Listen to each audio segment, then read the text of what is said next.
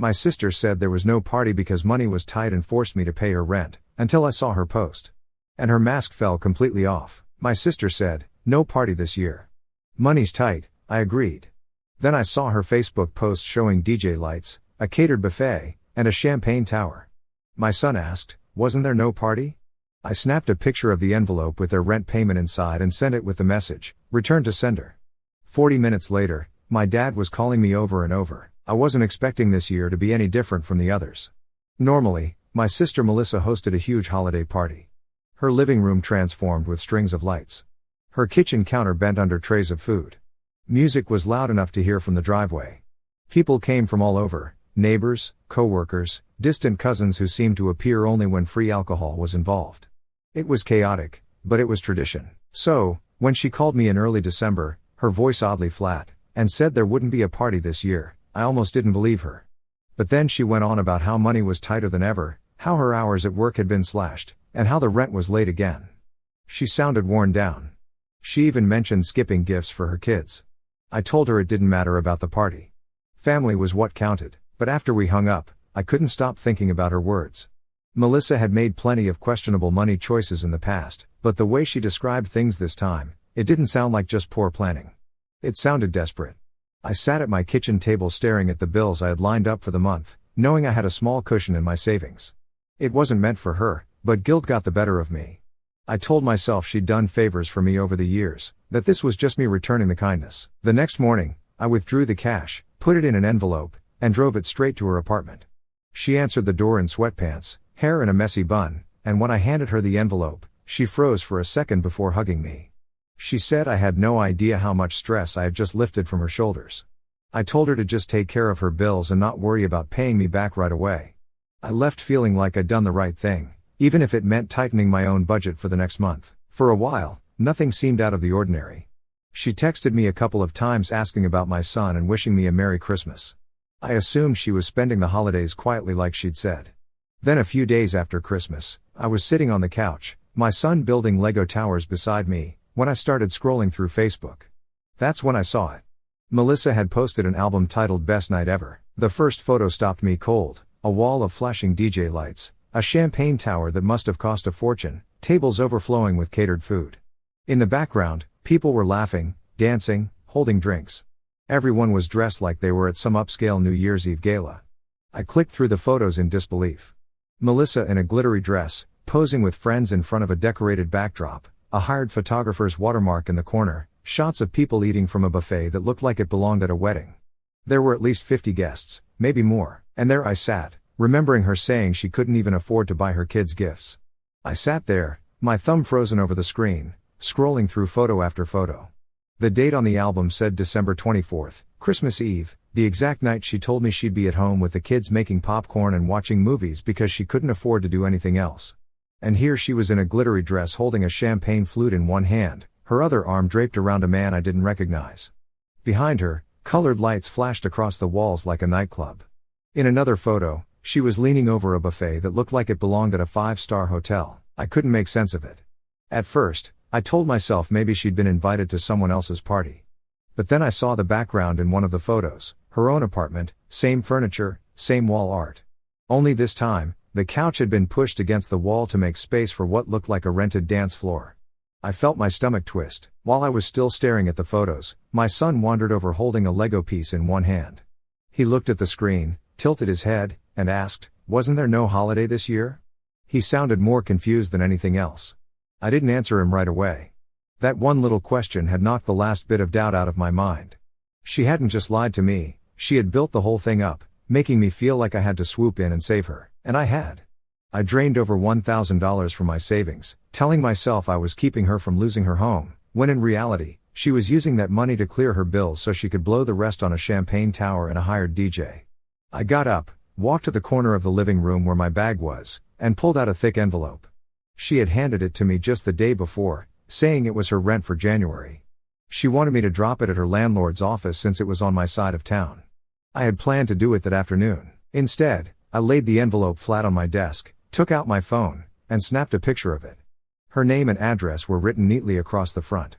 I attached the photo to a message, typed out 2 words, and hit send, return to sender. I set the envelope back down, feeling a strange mix of calm and anger. I wasn't yelling. I wasn't ranting. I was just done. For the first time in years, I wasn't jumping to fix her mess. 10 minutes later, my phone buzzed. It was a text from her. What's that supposed to mean? I didn't reply. 15 minutes after that, another text. Caitlin, don't do this right now. So, I said nothing. By the half-hour mark, my phone lit up with a call from my dad. I let it go to voicemail. Then another and another. By the time the fifth call came in, I knew she'd run straight to him.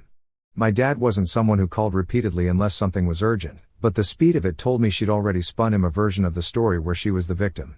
On the sixth call, I answered. When I finally answered my dad's sixth call, he didn't waste a second on small talk. He asked what was going on between me and Melissa. His voice was low but clipped, the way it got when he was already knee-deep in someone else's mess. I told him everything. How Melissa had called me earlier in the month saying she couldn't afford rent.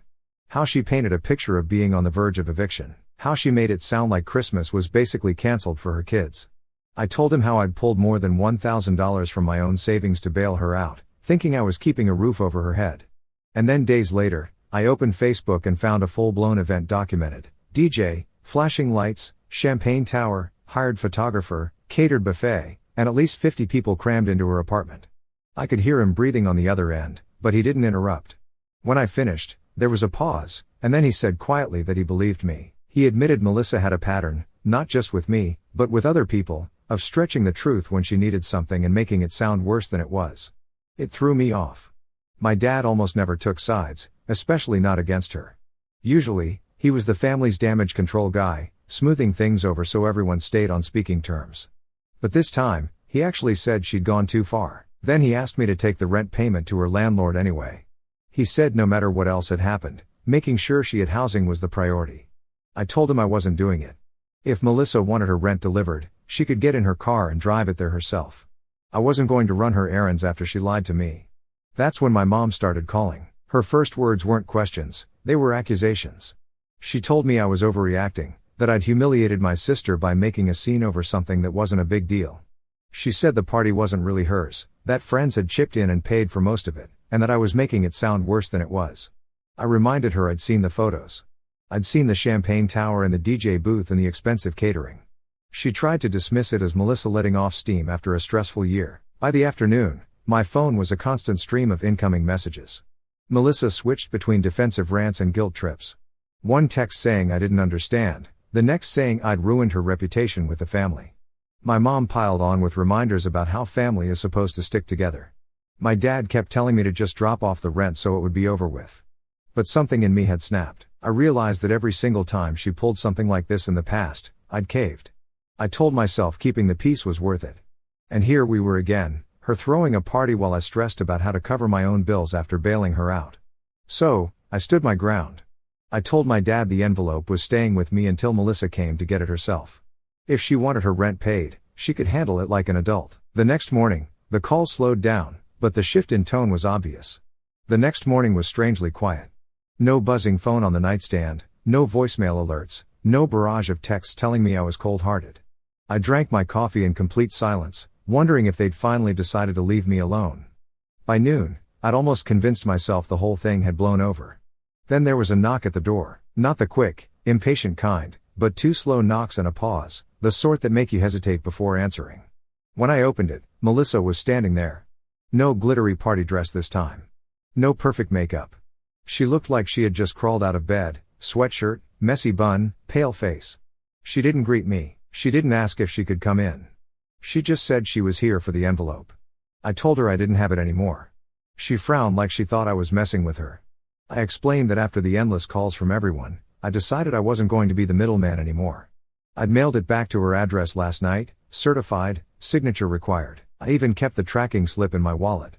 Her face went blank. Then she started muttering that I'd made things harder than they needed to be. I said no, she'd made things harder when she lied to me and used my money to fund a party she bragged about online. That's when she did something I didn't see coming. Instead of defending herself, she pulled out her phone and started scrolling, her thumb moving fast. Then she held the screen toward me and I froze. It was a screenshot of a group chat between her, my mom, and a few of her friends. The messages were from 2 weeks earlier, the day after I'd given her the rent money. One of her friends had asked if she was really skipping the party this year, and she'd replied, "Nope. Caitlin's paying my rent this month, so we can go all out." Then came a string of laughing emojis. My mom had chimed in with, "She won't even find out. She never checks Facebook." It wasn't just the words. It was the casual tone, the way they were talking about me like I was some gullible idiot who existed solely to clean up their messes. I could feel my pulse in my ears. I handed her phone back without saying anything at first. Then I told her the next time she needed help, she could show the group chat to her little audience and see which one of them wanted to step up. She tried to say it was just a joke, that they weren't serious, but it was too late. Whatever part of me still felt guilty about not helping her was gone. I told her I was done, completely done, and shut the door before she could answer. I thought that was it. I thought I'd just cut her off and she'd eventually get bored of trying to drag me back in. But 2 days later, I walked into work and found my dad sitting in the break room waiting for me, which made no sense because my dad had never once shown up at my job. And the look on his face told me I was about to find out why. When I walked into the break room and saw my dad sitting alone at the corner table, it felt wrong immediately. He's not the type to drop by for a surprise visit and definitely not in the middle of my workday. He was just sitting there with his hands clasped, staring at the table like he'd been running the same thought through his head for hours. The second I stepped in, he stood and said we needed to talk somewhere private. No small talk, no smile. I followed him out into the parking lot, my chest tight, already bracing for whatever this was going to be. We stopped next to his truck, far enough from the building that no one could overhear. He turned to face me, and before I could even say anything, he said Melissa had told him I'd sent her rent money back out of spite, and now she was on the verge of being evicted. I almost laughed at how upside down she twisted the story, but instead I laid everything out. From her tearful phone call about not being able to afford rent to the Facebook photos of the party to the group chat where she and my mom were joking about me paying her bills so she could go all out. I expected him to be furious at her, but instead his shoulders sagged like this wasn't news to him, and then he told me something I hadn't been prepared for. This wasn't the first time. Over the past few years, Melissa had done the same thing to other family members, borrowing for rent and then using the money for vacations, shopping sprees, parties. Some relatives had already cut her off completely. He said he'd warned her more than once, but she always had a new excuse, and someone always gave in. When I asked why nobody had told me, he said they didn't want to cause a bigger rift in the family. That answer hit harder than I expected. They'd let me believe I was helping someone in genuine need, all while knowing she'd probably blow the money on something selfish. Then he hesitated before telling me the part that made my stomach drop. My mom had known about the party weeks before it happened. She'd even helped Melissa plan some of it, decorations, food suggestions, inviting certain relatives. She had been in on it the entire time, even as I was pulling money from my savings to save Melissa from being evicted. Suddenly, her fierce defense of Melissa made perfect sense. She wasn't just covering for her. She was complicit.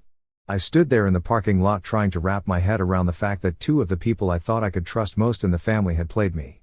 My dad said he didn't agree with what they'd done, but he wanted me to just let it go so it wouldn't get uglier. I told him it already had. He looked like he wanted to say more, but didn't. Instead, he just sighed, climbed into his truck, and drove off. I stood there for a minute before going back inside, and it hit me. I wasn't just done with Melissa. I was done letting my mom have any say in my loyalty or my wallet, and the next move I made would prove it. That night, after my son went to bed, I sat at the kitchen table staring at the certified mail receipt from the post office. According to the tracking, Melissa had signed for the envelope at 3:14 that afternoon. Her problem was officially back in her hands, exactly where it belonged. For the first time in weeks, I felt steady. Not happy, but steady. I took out my phone, opened the family group chat, and typed out one final message. No explanations, no apologies, just facts. Going forward, I'm not lending money, delivering money, or handling bills for anyone in this family. If you need help, figure it out yourselves. Then I muted the thread. The reaction was immediate.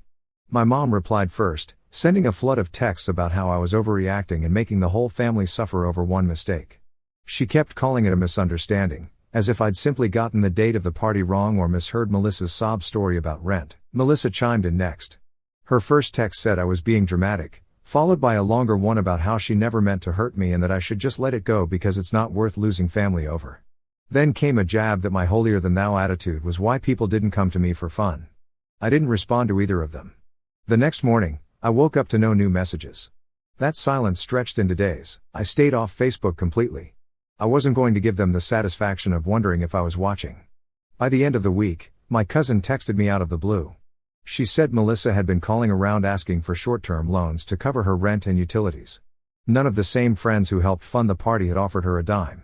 Apparently, Melissa had even tried to guilt one of our uncles into helping, but he'd heard my version of events and told her no. It was petty, but I won't lie, there was a grim satisfaction in knowing she was finally out of lifelines.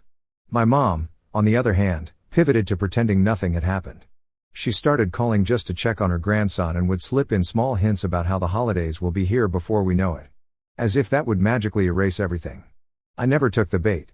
If she wanted a picture-perfect family gathering, she'd have to organize it without me. My dad, for his part, chose silence in the way only he could. He still called every now and then, his voice calm and steady as ever, asking simple things, how my job was treating me, whether my son had learned any new tricks with his Legos, if the weather was behaving on my side of town. But Melissa's name never crossed his lips. The rent envelope, the party, the whole messy fallout, he never brought it up again. I could tell he understood the line I'd drawn. That door was shut, and he respected it without a fight. It struck me how fast everything shifted once I finally set a boundary. One clear no had rewritten years of unspoken rules. I used to believe that being a good family member meant biting my tongue, swallowing the hurt, and always stepping in to patch things up. I thought loyalty looked like endless forgiveness, like being the reliable one who never let the boat rock. But looking back, I see it for what it really was, allowing myself to be treated as a convenient fallback plan, a wallet and a shoulder that could be counted on whenever someone else ran out of options. That realization hurt, but it also freed me. Melissa hadn't only lost the money I'd given her.